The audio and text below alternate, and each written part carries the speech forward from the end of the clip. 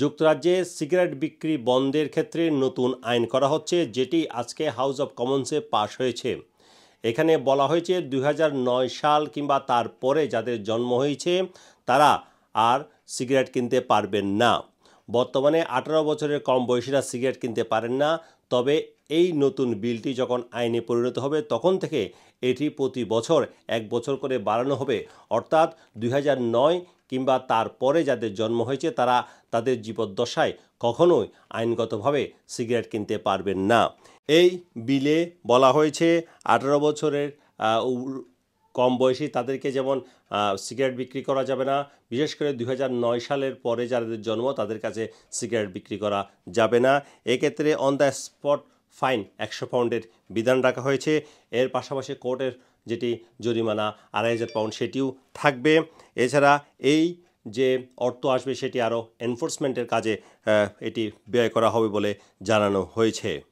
এই আইনটি প্রধানমন্ত্রী ঋষি সুনাক নিজ উদ্যোগে এনেছেন বিলটি, এবং এই বিলের তিনি পাশ করার ফলে তার স্বপ্ন পূরণ হয়েছে এবং তিনি যেটি মনে করেছেন সেটি হচ্ছে একটি স্মোক ফ্রি জেনারেশন তৈরি হবে।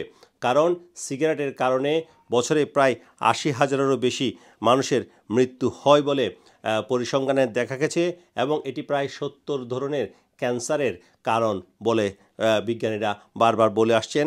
এছাড়া এই সিগারেটের ফলে যুক্তরাজ্যে প্রতি বছর এনএসএস এবং ইকোনমিক ক্ষেত্রে প্রায় 17 বিলিয়ন পাউন্ড ক্ষতি হয়। এইসব কারণেই মূলত প্রধানমন্ত্রী ঋষি সুনাক এই নতুন বিলটি এনেছেন এবং সেটি আজকে হাউস অব কমন্সে পাশ হয়েছে। যদিও সাবেক প্রধানমন্ত্রী লিজ ট্রাস সহ কয়েকজন কনজারভেটিভ প্রভাবশালী এমপি এর বিরুদ্ধে ভোট দিয়েছেন, কিন্তু লেবার দলের সম্পূর্ণ পক্ষে থাকায় লেবার দল এটি ব্যাপক ভোটের ব্যবধানে বিজয়ী হয়েছে। এটি পক্ষে ভোট পড়েছে 383 ভোট এবং বিপক্ষে ভোট পড়েছে 67 ভোট।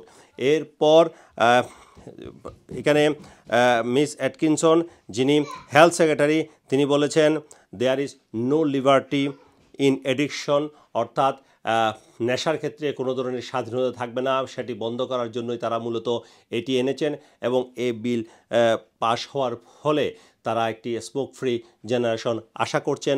মানুষের মৃত্যুর সংখ্যা অনেক কমবে, ক্যান্সারে আক্রান্ত মানুষের সংখ্যা কমবে, এনএসএসের খরচ কমবে বলে তারা আশা করছেন।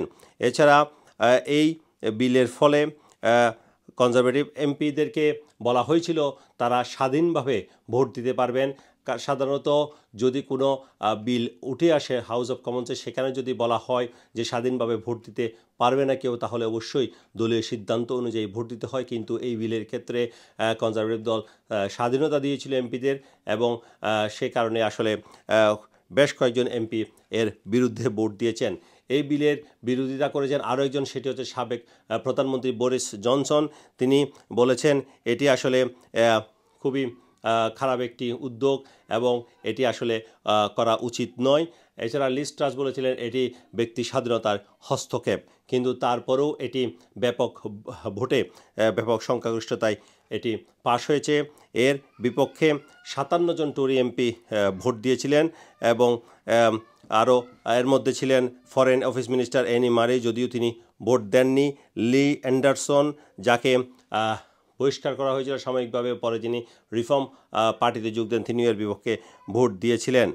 তবে এর মাধ্যমে ঋষি সুনাকের একটি স্বপ্ন পূরণ হয়েছে, কারণ তিনি চেয়েছেন যাতে করে একটি স্মোক ফ্রি জেনারেশন যুক্তরাজ্যে আসে, এবং সেজন্য এই বিলটি তিনি এনেছিলেন এবং এটি প্রথম দফায় হাউস অব কমন্সে পাশ হয়েছে। এরপর এটি হাউস অব লর্ডসে যাবে, সেখানেও যদি পাশ হয় তাহলে এটি রাজার অনুমোদন সাপেক্ষে আইনে পরিণত হবে। ধারণা করা হচ্ছে আগামী সাধারণ নির্বাচনের পূর্বেই এটি আইনে পরিণত হতে পারে, এবং এটি কার্যকর করার ক্ষেত্রেও হয়তোবা সরকার চিন্তা ভাবনা করছে। সরকার হয়তো চিন্তা করছে 2027 সাল নাগাদ এটি ইংল্যান্ডে এবং ওয়েলসে কার্যকর করা সম্ভব হবে। Sarwar Hossain, top news, London.